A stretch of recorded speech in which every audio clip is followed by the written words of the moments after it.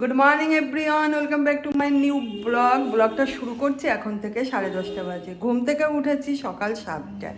Guddu office গেল, ওর সমস্ত tiffin complete করে দিলাম। বাড়ির খাবারই নিয়ে যায়, তার মধ্যে কোনোদিন ফলের রস, কোনোদিন একটু ফল দিই, কোনোদিন ড্রাই ফ্রুটস, কোনোদিন ডাবের জল, সেটা ও যেতে যেতেই খায়। আর টিফিনে কী দিই তোমাদের সাথে শেয়ারই করা হয়নি এখনও। আজ তাও একটা শর্টভাবে করেছি, যেহেতু চিড়ের পোলাও দিই, কোনোদিন ফ্রাইড রাইস, বাটার ফ্রাইড রাইসটাও খুব পছন্দ করে দিই। এইভাবে চলো শুরু করি আজকের দিন। কাল সবচেয়ে বড় কথা দেখো, লাট দেওয়া রয়েছে, করবো জামা কাপড় ভাঁজ। এখানে চলছে মেশিন, ঠিক আছে, জামা কাপড় কাঁচা হচ্ছে। আর এই দেখো কলার পাতাগুলো কেটে আনা হয়েছে, দেখাবো তোমাদের। আজকে চিংড়ি পাতুরি খাবার এখানে দিয়েছে একজন পাশের বাড়ির এক বৌদি শাক খেতে। বাড়ির পাশে না, কিন্তু ভাটার পাশের বাড়ির বৌদি, সেই শাকটা আমাকেই কাটতে। টিফিন করে দিয়েছি, অগোছাল রয়েছে। দেখো শশাও কেটে দিই ওকে, কড়াইতে তো করেছিলাম। কি কি বাজারে থেকে এসছে তোমাদের সাথে একটু শেয়ার করে নিই। আজকে বাজার থেকে এসছে এই চিংড়িটাই বাটা হবে, চিংড়ি পমফ্লেট ভাজা হবে, যেহেতু গুড্ডু কাতলা মাছ খায় না। এই যে চিকেন কিমাটা আনা হয়েছে, দেখা যাক রাত্রিরে কি আইটেম করি সেই জন্য। আর এখানে রয়েছে এই যে কাতলা মাছ। এই মাছটা না ওরা পছন্দই করে না, গুড্ডু তো খাবে না, রাজাও বলবে আমি খাবো না। জোর করে যদি এক পিস খাওয়ানো যায়। চলো, আরও বহু কাজ পড়ে রয়েছে, অনেক কাজ কমপ্লিট হয়ে গেছে। বাড়ির ভিডিও একদমই বানানো হয় না, তাই ভাবলাম আজকে একটু বানাই। কিন্তু প্রচুর গরম, আজ হচ্ছে শুক্রবার, প্রচুর। এই যে ছানা করে রেখেছি, অরূপ ছানা খাবে, রাজা খাবে দুধ, ওটস, কলা, এই যে সেটা রেডি করা হয়েছে। এখানে রাজার জন্য ফল রয়েছে। আর বাজার থেকে আরও কী কী নিয়ে এসছে, কত রকমের বিস্কুট নিয়ে এসছে। এই যে কম ছিল, যে ভ্যারাইটিস এক একটা করে এগুলো রাখবো। সঙ্গে এই যে বেকারির বিস্কুট খেতে কিন্তু আমার খুব ভালো লাগে, বেকারির বিস্কুট নিয়ে এসছে। আর হেয়ারে দিয়েছি তেল, আজকে অনেকটা করে তেল দিয়েছি, শ্যাম্পু করতে হবে, পরে করে নেবো। তেল দিয়ে থাকতে পারি না, আবার অনেক দিন হয়ে গেলে না দিলেও কেমন একটা লাগে। আরও এত গরম তো শরীরের মধ্যে যেন একটা অস্বস্তি হয়। এই দেখো এই বিস্কিটগুলো এনেছে। এবার চলো আমি শাকটাকে আগে কাটবো না কি করব দেখি। শুরু হয়ে গেছে দুপুরবেলা কি খাবো সেই কাটাকাটি। আরও তো মাছ টাছ রান্না হবে। আর এই দেখো আমাদের গাছের কলার পাতা, চিংড়ি মাছ বাটা, আরো অনেক কিছু দিয়ে এই কলার পাতার মধ্যে খাওয়া হবে। এখানে হচ্ছে একদম গাছের টাটকা কুমড়ো শাক। শাকটা হচ্ছে আমাদের ওই ভাটায় যায় পাশের বাড়ির বৌদি খেতে দিয়েছে, ওনার গাছে মনে হয় হয়েছিল, আর একদিনও দেবে। এরকম 2 আঁটি দিয়েছে, 1 আঁটি ফ্রিজে রয়েছে, দেখে দিদিকে দেবো। আর একদিন যে দেবে আমি বলেছি ছোট ছোট করে নিয়ে এসো, তাহলে বাড়িতে সবাইকে দিদি ভাইদের 1 আঁটি করে দেবো, কেননা অনেক শাক খাওয়া যায় না। এখান থেকে না কটা শাক ভাজা করবো, কুমড়ো শাক। এটা কুমড়ো সব ঘর নষ্ট হয়ে গেল। কুমড়ো শাকের এই যে পাতাগুলো না ভাজা খেতে ভীষণ ভালো লাগে, বেসন দিয়ে, ঠিক আছে, ভাজা হবে আর হচ্ছে শাকটা রান্না হবে। তাই এই শাকটা আমি কেটে দিই, তাহলে সুবিধা হবে। এখন তো বাজে 11টা, ও রান্না করতে আসলো, ওর তো এখন অনেক কাজই আছে। ভালো করে কেটে দিই। আর শাক পাতা না ভালো করে না কেটে না ধুয়ে খাওয়া যায় না, প্রচুর ধুতে হয়, পুরো বালি থাকে এইসব শাকগুলোতে। কুমড়ো শাক, লাউ শাক এগুলো খেতে কিন্তু ভীষণ ভালো লাগে।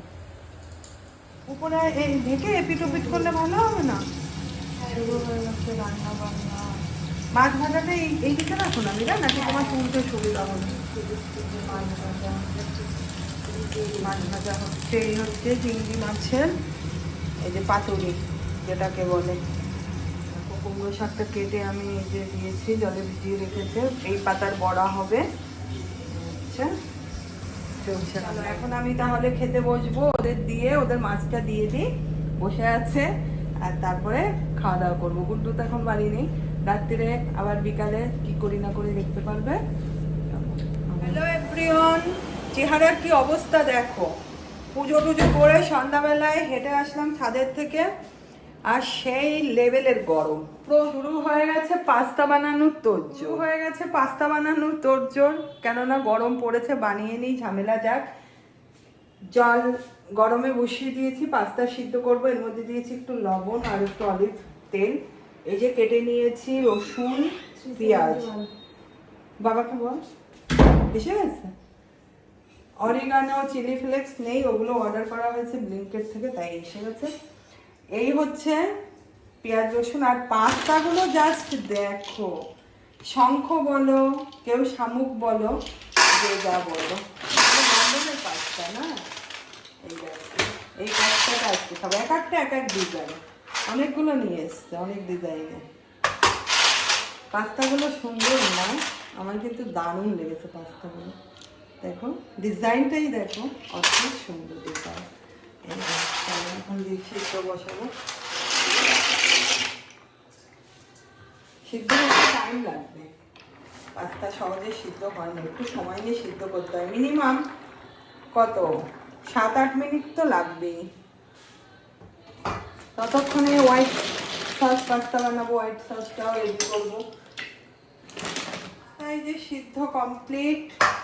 আর এখানে কড়াই বসিয়ে দিয়েছি, ওটার মধ্যে করব। প্রথমে পেঁয়াজ রসুনটা করে দেব, তারপরে হোয়াইট সস বানিয়ে মিশিয়ে দেব। এই যে চিলি ফ্লেক্স, অরগানো, এই যে এগুলো সব নিয়ে আসা হলো, দিস ইজ পাস্তা স্পেন্সার থেকে। এগুলো কিন্তু সব খেয়ে খেয়ে শেষ করতে হবে, শেষ হয়ে যায় আর ইয়ে হয়ে যায়। সুন্দর লাগছে। সুন্দর লাগছে না? এবারে যে হোয়াইট সসটা রেডি করে নিচ্ছি, এটা কিন্তু করা একদম ইজি প্রসেস। এই জিনিসটা হয়ে গেলে তারপরে এই যে একটু দিয়ে দেবো দুধ, বাকিটা যদি দিতে হবে পরে দেবো, না হয় তারপরে সব কিছু মিশাতে হবে, হয়ে যাবে পাস্তা কমপ্লিট। এগুলো তো দেখিয়েছি আগে, তারপরে আবার টোটাল কমপ্লিট হলে দেখতে পারবে। হোয়াইট সস, একটু চিলি ফ্লেক্স, অরগানো এসব দেবো, ব্যাস হয়ে যাবে রাতের খাওয়া দাওয়া। কিছু খেতে গেলে কত খাটনি করতে হয়, তারপরে খেতে হয়। এই যে চিকেন দিয়ে দিয়েছি, দেখাচ্ছে এই যে সমস্ত কিছু মেশাচ্ছি, অন্যান্য চিলি ফ্লেক্স দেবো। ঠিক আছে গুড়াতে বন্ধ। এই যে পাস্তা রেডি, এখন চলবে খাওয়া দাওয়া। গরম গরম না খেলে এর আবার টেস্ট লাগে না। সেটাই। হ্যাঁ, আর ওখানে চলছে এসি, কিন্তু ঠান্ডা হয়ে যাবে। ডাক হ্যাঁ, আগে ডাকি। হ্যাঁ।